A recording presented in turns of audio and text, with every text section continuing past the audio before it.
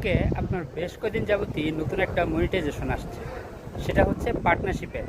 তো এটা নিয়ে মানুষের মধ্যে হচ্ছে মিশ্র প্রতিক্রিয়া। কেউ বলতেছে এটা অনেক বেশি কাজের, আবার কেউ বলতেছে এটা তেমন কোনো কাজেরই না। তো বিষয়টা নিয়ে ঘাটাঘাটি করার পরে আমি যেটুকু বুঝতে পারলাম সেই বিষয়টাই আপনাদের সাথে শেয়ার করতেছি।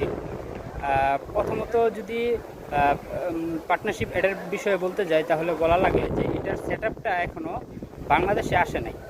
শুধুমাত্র মনিটাইজেশনটা আসছে, সেট আপটা হয়তো বা নেক্সট আপডেটে ফেসবুক দিয়ে দিবে বাংলাদেশের মানুষের জন্য। তো দ্বিতীয়ত যদি বলতে যাই যে পার্টনারশিপ অ্যাডসের সেট আপ আসলেই কি আপনি কন্টেন্ট মনিটাইজেশনের মতো আর্নিং করতে পারবেন, বিষয়টা কিন্তু এমন না। এটাতে আর্নিং তখনই পসিবল যখন বিভিন্ন কোম্পানি আপনাকে তাদের প্রোডাক্টের অ্যাড অফার করবে। তো সহজ ভাষায় বলতে গেলে এটা হচ্ছে কোম্পানি এবং ক্রিয়েটরের মধ্যে একটা চুক্তির মেথড।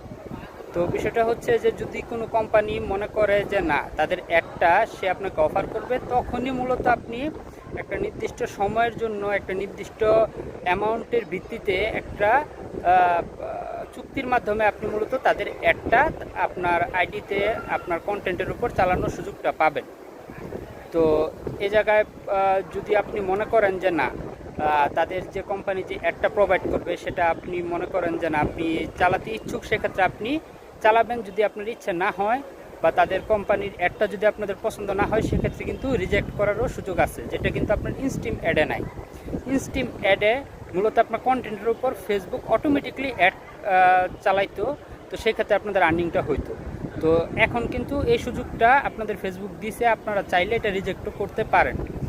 আর হচ্ছে যে কোনো আইডিতেই কি শুধু মনিটাইজেশন পাইলে এই কোম্পানি অ্যাড অফার করবে, বিষয়টা কিন্তু এমনও না।